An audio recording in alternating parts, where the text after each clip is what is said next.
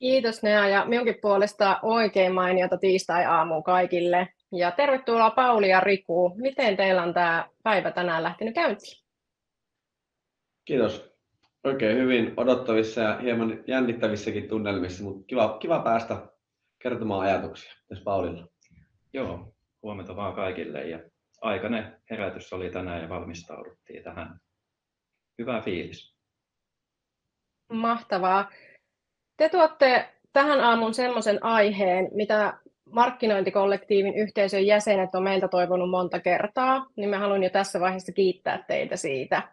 Ja oikeastaan ihan pidemmittä puheitta me hypätään tähän päiväaiheeseen ihan näin, eli minäkin hyppään tonne taustalle ja annan lavan teille. Muistakaa laittaa kysymyksiä ja kommentteja chattiin tuohon Paulille ja Rikulle, ja he jatkaa varmasti mielellään juttua sitten siellä linkkarinkin puolella, jos ei kaikkea ehditä käymään tänään läpi, niin oikein hyvää aamukahvi seuraa meille. Yes, kiitos. Kiitos.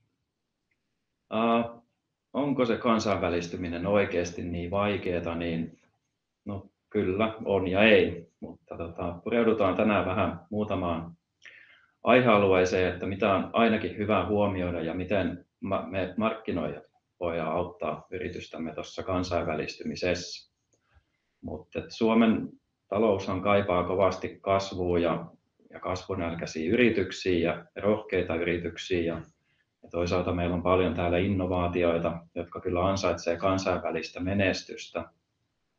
Mutta me ollaan Rikun kanssa oltu esimerkiksi mukana Avant-Technon kasvutarinassa ja Leguan Liftsin tarinassa ollaan oltu tekemään kansainvälistä markkinointia ja saatu sieltä paljon oppeja mukaan, joita halutaan teille tänään jakaa.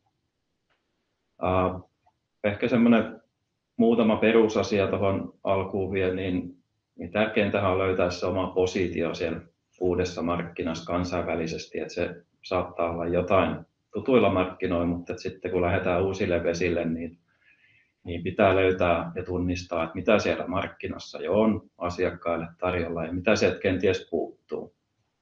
Että mistä löytyy se oma paikka ja siivu.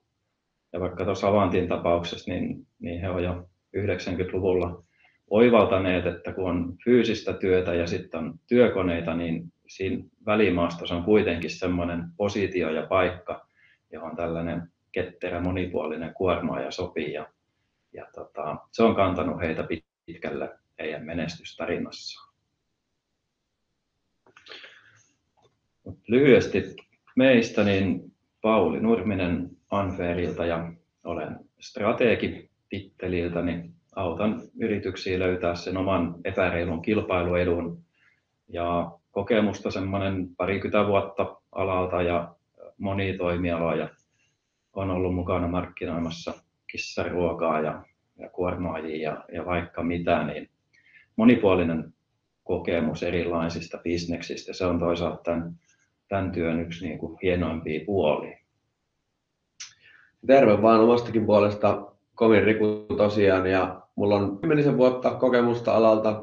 Teen digitaalisten markkinoiden kampanjoita ja videotuotantoa myöskin, ja varsinkin tuo videomainonta on itselle hyvin lähellä sydäntä. Ja on myös toiminut yrittäjänä muutamia vuosia ja sitten palannut tänne toimistomaailmaan.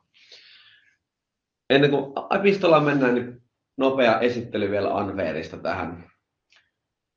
Joo, Anfer Lean Marketing tullaan Tampereelta. Meillä on täällä noin 30 asiantuntijaa Finlaysonin vanhalla tehdasalueella ja me tehdään strategista markkinointia ja viestintää meidän kasvunälkäisille asiakkaille ja me perehdytään aina asiakkaan toimialaan hyvin syvällisesti, jotta me ymmärretään se business ja pystytään liiketoimintaa tukemaan parhaalla mahdollisella tavalla ja autetaan siinä yrityksen kasvutarinassa.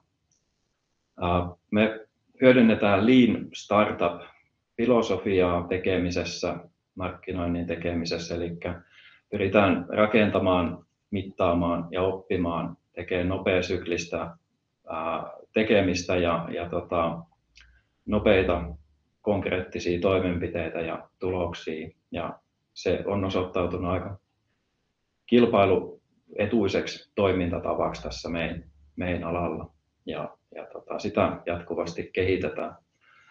Me ollaan myös haluttu rakentaa kestävää asiantuntijaelämää. Meillä on muun muassa käytössä 4+1 työviikko, eli perjantaisin käytetään aikaa omaan oppimiseen ja kehittymiseen ja asiakkaiden kehittämiseen ja toisaalta myös palautumiseen. Niin ollaan pyritty rakentamaan tämmöistä uniikkia Unfairin kulttuuria. Aika hyvin siinä onnistuttiin. Kyllä. Mutta tosiaan mennään meidän päivän epistolaan, eli kohti kansainvälisiä vesiä ja miten siinä voidaan somea hyödyntää. Some on tietysti ollut meidän kaikkien arjessa ja elämässä aika pitkään, ei sinällään mikään uusi juttu, mutta kuitenkin, että sieltä voisi sitten mainonnan vinkkelistä muutaman jutun nostaa. Some on hirveän hyvä, tai somessa on hirveän hyviä kanavia testata sitä meidän erilaisia pääviestejä, sitä, että miten ne toimii meidän halutuille kohderyhmille, minkälaista reaktiota ja vastaanottoa se viesti saa.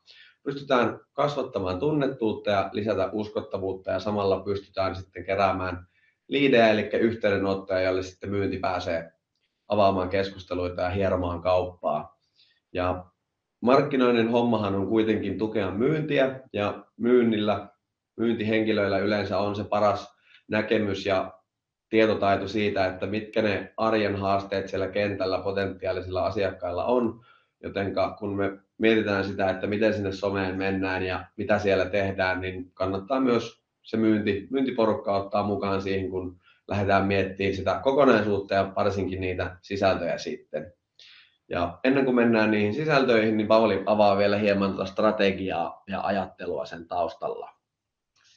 Joo, nämä meidän 5 vinkkiä, niin aloitetaan ensimmäisestä aihekokonaisuudesta, joka on luonnollisesti strategia. Ja no, hyvä, että semmoinen ensinnäkin löytyy, mutta sitten tietysti, että toimiiko se nykyinen strategia uusille markkinoille.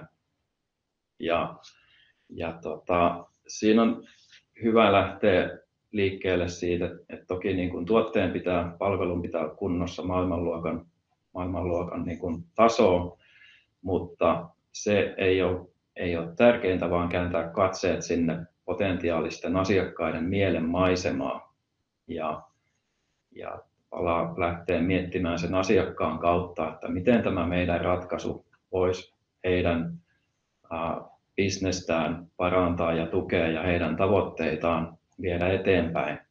Ja tosiaan se tarkka tutkimus siihen, että mitä markkinasta jo löytyy ja mitä sieltä kenties puuttuu. Miten voitaisiin jokin asia tehdä paremmin. Ei varmastikaan kannata suomalaisen PK-yrityksen lähteä kansainvälisille markkinoille sillä ajatuksella, että tehdään jotain samaa mitä muutkin, mutta halvemmalla. Että kyllä meidän ehdoton etu on se, että pystytään tekemään asioita paremmin ja toisella tavalla, kun ehkä kukaan muu olisi pystynyt tekemään. Nämä ostajat, asiakkaat on kuitenkin ihmisiä, vaikka puhutaan B2B-kontekstista ja heillä on se oma elämänsä siellä, heillä on tavoitteita työssään, heitä valvottaa asiat aamuöisin, heillä on kenties turhaumaa jotain toimialaa liittyen, mihin te voitte tarjota parempaa ratkaisua. Ja nämä on niitä asioita, mitkä pitäisi ymmärtää ihan ensimmäisenä. Minkälaisia motivaatioita siellä ostajilla on. Ja sitä kautta pääsee jo paremmin liikkeelle ja miettii, että minkälaisilla viesteillä sitä omaa ratkaisua viestitään ja miten siitä saadaan vetovoima. Ymmärretään ne syvät motiivitekijät ja minkälaista arvoa pystytään tarjoamaan. Lisäksi B2B-markkinaan tietysti liittyy se, että myyntisyklit on aika pitkiä ja monimutkaisia. Siellä on useita ihmisiä, jotka on sitä päätöstä tekemässä helposti 5-10. Kaikilla on vähän omat motiivinsa. Kaikkiin heihin pitäisi pystyä vaikuttamaan ja testaamaan erilaisia viestejä, että mikä toimii. Mutta loppujen lopuksi kyse on luottamuksen rakentamisesta, kun lähdetään uuteen markkinaan. Teitä ei tunneta, teihin ei luoteta, mutta sitä luottamusta pitää lähteä pala palalta ansaitsee ja rakentaa ja kertoo, että miten meidän ratkaisu voisi olla nyt paras just teille. Ja kolmas asia on erottuminen kilpailijoista. Asiakkaalla on aina vaihtoehtoja. Siellä on jo olemassa olevia ratkaisuja ja parasta on tietysti se, että pystyy tarjoamaan jotain, jota ei ole ennestään ole. Että on radikaalisti parempi. Aina siihen ei tietysti pystytä, mutta sitten pitää myös markkinoinnissa selkeästi tehdä analyysi, että mistä kilpailijat puhuu ja mistä löydetään se oma positio ja kiinnostava vetovoimainen viesti, jolla pystytään kommunikoimaan arvoa asiakkaan. Siitä päästään ensimmäiseen vinkkiin, joka on klassinen AAA-strategia, eli aloita aina asiakkaasta. Unohdetaan hetkeksi se oma tuote ja oma erinomaisuus, ne tulee aikanaan, mutta mietitään sen asiakkaan kautta, miten hänen näkökulmastaan pystytään erottumaan ja luomaan parhaita arvoa. Yes. Ja sitten siirrytään ostoputkeen, joka on kanssa ei mikään uusi juttu. Tästä on paljon kanssa tehty tutkimuksia ja varmasti kaikki ammattilaiset on niitä myös opiskellut ja ymmärtää paljon sitä, että miten sitä hommaa kannattaa ajaa.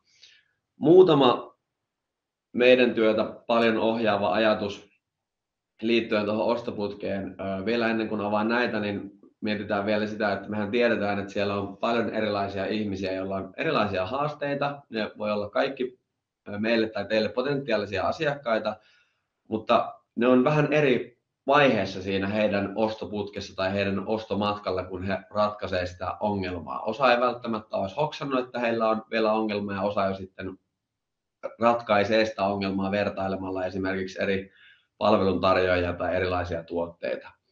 Ja miten se ostoputki sitten saadaan palvelemaan sitä kokonaisuutta, niin meidän tietysti pitää saada se huomio siellä, eli herättelevää ja arvoa luovaa sisältöä niille potentiaalisille asiakkaille. Ja ne päättäjät on myös ihmisiä ja ne viettää samalla tavalla aikaa somessa tai eri kanavissa kuin kaikki muutkin, joten he kyllä löytää sieltä sen itsensä, kun he vaan saa sitä viestiä sinne kiinnostavasti esitettynä heidän ruuduillensa. Ja se, että miten verkkosivu voi palvella myös sen somen lisäksi, koska sitten kun ihminen löytää jotain kiinnostavaa sieltä somesta, niin monesti sitten navigoidaan sinne hakukoneeseen tai muualle, mennään suoraan sinne saitille tutkimaan sitä, niin on äärimmäisen tärkeää, että siellä on kattavat tiedot, tehty esimerkiksi vertailu helpoksi, ja ei varsinaisesti luoda sitä turhaamaa, vaan juurikin mistä Pauli mainitsi, sitä luottamusta sitä brändiä kohtaan, eli helpotetaan sitä ostamista. Ja kun me puhutaan kampanjoista, digitaalisen markkinoinnin kampanjoista, niin laskeutumissivu on äärettömän hyvä työkalu siihen, että me saadaan sinne valittua ja voidaan itse päättää, että miten ne asiat esitetään tiiviisti ja kun me tiedetään, että siellä ei hirveän kauaa vietetä siellä laskeutumissivulla, niin miten se tarina meidän pitää rakentaa, että se luottamus ja se arvo välittyy sille potentiaaliselle asiakkaalle. Eli tärkeimmät arvolupaukset sinne laskeutumissivuun pystytään lokalisoimaan, eli siitä on helppo tehdä kieliversiot esimerkiksi sitten kun Euroopassa vaikka on aika paljonkin erilaisia kieliä, niin sitten pystytään nopeasti tekemään sinne lokaalit sisällöt lokaalilla testimonialeilla ja asiakastarinoilla ja sitten vahvat call to action buttonit sinne, jolloin siellä on yksi tapa ottaa se yhteydenotto ja asiakkaalle ei käytännössä anneta muuta mahdollisuutta kuin täyttää se meidän tavoite. Ja vinkki 2, eli viritä ostoputken kontaktipisteet luomaan arvoa ja tukemaan päätöksentekoa hankinnan kaikissa vaiheissa. Eli tuetaan sitä päätöksentekoa ja rakennetaan sitä luottamusta. Ja mainonnasta tietysti niillä luovilla sisällöillä, mainosmateriaaleilla on paljon väliä. Eli se, että ne on tietysti mietitty ne pääviestit ja että ne palvelee sitä meidän kokonaisuutta. Ja hirveän tärkeää on se, että kun me mietitään, että miten kuvallisesti tai visuaalisesti me kerrotaan sitä meidän tarinaa, niin sen on oltava samaistuttava. Eli sen potentiaalisen asiakkaan on löydettävä tai tunnistettava itsensä sieltä, että hei, tämä tilannehan on mun arjesta. Tällä jutulla, palvelulla, tuotteella mä pystyisin paljon esimerkiksi säästämään aikaa tai nostamaan mun tehokkuutta tai mitä ikinä se sitten onkaan siellä hänen arjessa. Niin se pitää vilkaisulla löytää se arvo sieltä palvelusta tai tuotteesta. Ja siinä se yksi jumppa sitten onkin, että millaisilla kuvilla, millaisilla videoilla se parhaiten kerrotaan ja kommunikoidaan se arvo, että mikä siitä palvelusta tai tuotteesta tulee. Ja tietysti semmoinen viesti, joka ei sitten herätä kohderyhmässä huomiota, niin se on sitten tietyllä tavalla hyödytön, eli kannattaa niihin panostaa ajatusta paljonkin. Eli varmistaa, että visuaalisuus ja viestit herättää huomiota ja rakentaa luottamusta sun brändiä kohtaan. Kampanjan rakennuksesta muutama sana, eli aluksi mainittiinkin tuossa meillä toi meidän Lean Startup-ajattelu, mihin me pohjataan kaikki meidän tekeminen, eli Build, Measure, Learn on se meidän teesi, minkä pohjalta tehdään, eli kun me mietitään noita kokonaisuuksia, mitä rakennetaan sitten, on se sitten erilaista mainontaa eri kanavissa tai mitä tahansa seurantapolkuja, niin kun me rakennetaan jotain, niin meidän pitää aina myös mitata sitä, mitä me tehdään, koska muuten me ei siitä pystytä oppimaan, jos ei me mitata. Eli kun me tiedetään, mitä me tavoitellaan, niin me rakennetaan sinne seurannat kuntoon, jotta me pystytään keräämään dataa koko siitä ostopolun matkalta ja me pystytään huomaamaan, että missä kohtaa meillä ne potentiaaliset asiakkaat vaikka esimerkiksi putoo pois, lähtee sieltä ländäriltä eikä täytä sitä lomaketta tai mitä halutaankaan mitata, niin koko ajan me kerätään dataa ja pystytään siihen ohjaamaan meidän päätöksentekoa. Riippuen tietysti kanavasta, missä ollaan, niin on erilaisia tavoitteita, eli on se sitten, että me halutaan tälle vaikka videolle katsojia tai me halutaan, että ihmiset lataa tätä meidän case-artikkelia tai referenssikeissiä, niin meidän pitää rakentaa se kampanja se tavoite edellä, että kaikki materiaalit jälleen tukee sitä tavoitetta, sen täyttymistä ja sitä, että me pystytään koko sen ostoputken ajan rakentamaan sitä luottamusta ja myös näin ollen mittaamaan sitä. Eli se konversioseuranta on hirveän tärkeä rakentaa niille verkkosivupuolelle, mutta totta kai myös sitten kanavakohtaisesti. Eli vinkki 4, rohkeasti vaan kokeilemaan, että onko siinä viestissä vetovoimaa, resonoiko se siellä kohderyhmässä, tuottaako se haluttuja tuloksia. Sitten budjetoinnista. Yleinen olettamushan on tietysti se, että kaikki on kallista ja hankalaa. Sen ei tarvitse sillä tavalla olla. Tietysti mainontaankin vaikuttaa monikin tekijä, että mikä kanava on, minkälainen kilpailutilanne sillä toimialalla on, mainostaako siellä paljon porukka vai eikö siellä mainosta yhtään kukaan. Myös tietysti maittain on sitten eroavaisuuksia, että minkä hintaisia asiat siellä yleensä on, mutta ne tietysti niin kuin, vähän kanavakohtaisesti riippuu, mutta semmoisen yksi hyvä nyrkkisääntö on, että kiinnostava mainonta on edullisempaa kuin ei kiinnostava mainonta, eli hirveän tärkeää jälleen kerran on saada niistä viesteistä semmoisia, että ne on iskeviä ja me ollaan testattu, että ne toimii ja me ei vaan roiskasta sinne jotain, vaan me oikeasti ollaan analyyttisesti tutkittu sitä, että mitä sinne laitetaan ja miksi niitä sinne laitetaan, eli meidän on tiedettävä, että ne toimii. Paulilla on sitten tuosta budjetoinnista hyvä ajatusta.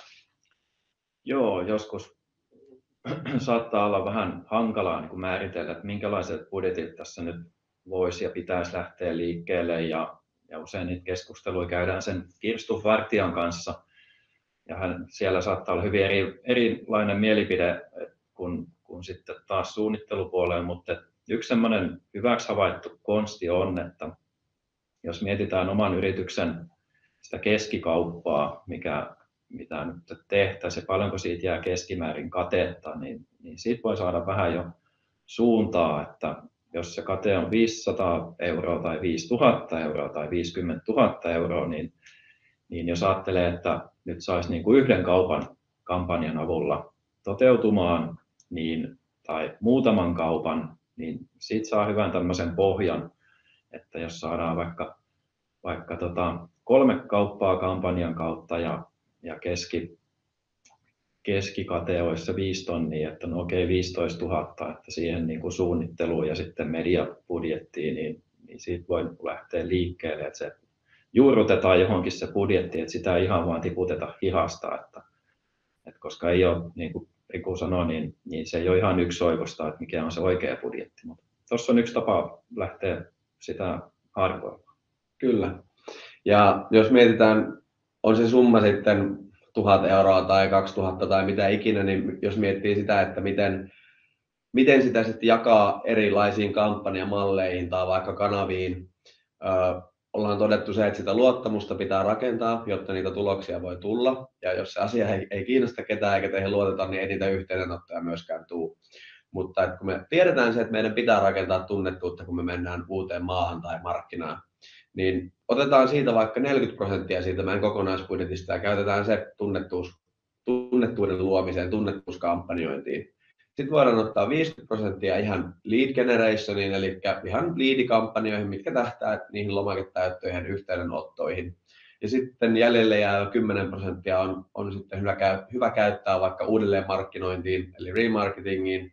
Eli voidaan kohdentaa sitten uudelleen viestiä heille, ketkä on vaikka katsonut niitä videoita, ladannut case-artikkeleja tai käynyt siellä laskeutumissivulla, mutta ei ole sitten täyttänyt sitä lomaketta, niin se 10% sitten vielä sinne remarketingiin. Ja noita tietysti voi säätää noita prosenttijakoja, mutta että tuossa on yksi semmoinen, mistä vaikka voi lähteä liikkeelle vähän miettimään, että voisiko sitä näin pelata.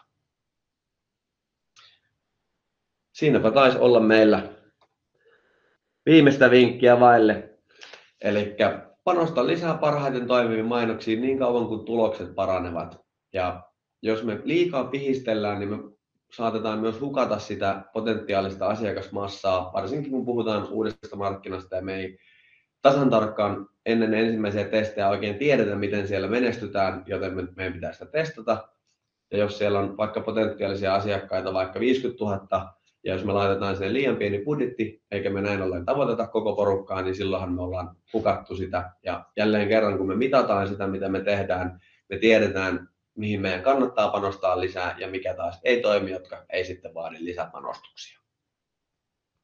Joo, mutta lyhykäisyydessään, jos vedetään yhteen tämä nopea ränttäys, monimutkainen asia ja paljon mutkii suoraksi, mutta markkinointi on hyvä keino, tai me pystytään auttaa yrityksiämme testaamaan uusilla markkinoilla vaikka sen tuotteen palvelun vetovoimaa, testaamaan sitä arvoa, että mikä sieltä voisi vetää, ja sitä kautta sitten taas tuottaa sitä asiakas- ja markkinaymmärrystä päättäjätahoille, niin siinä mielessä meillä on hyviä kokemuksia tästä, miten markkinointi voi auttaa kansainvälistymisessä.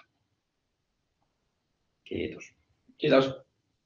Kiitos. Erinomaisia vinkkejä, semmoisia strategisia ajatuksia kansainvälistymiseen.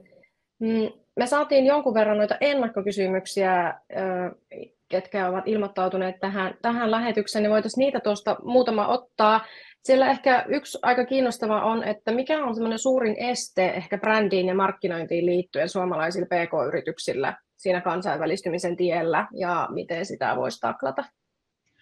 Joo, se on erinomainen kysymys ja hyvin niin kuin toistuva kysymys monella yrityksellä, mutta kyllä se monasti lähtee niistä resursseista, mitä annetaan vaikka markkinoinnille tällaisessa kansainvälistymisvaiheessa, että lähdetään ehkä vähän liian varovaisesti liikkeelle ja varmistellen, että sitten toisaalta niin kun niitä suhteutetaan vaikka niihin, että montako kauppaa me voitaisiin saada, niin siitä lähtee sitä budjettia myös rakentaa. Sitten toisaalta on tuo markkinaymmärrys, että mihin kisaan me lähdetään, niin onko ne kotiläksyt tehty riittävän hyvin, ymmärretäänkö me sitä potentiaalisten asiakkaiden maailmaa, osataanko me tarjota oikeanlaisia ratkaisuja, jotain mitä heille ei vielä ole, ettei jouduta siihen kovaan hintakilpailuun, että asiakas ei pysty tunnistamaan mitään eroa eri toimittajien välillä, vaan tekee ratkaisuja pelkästään hinnan perusteella.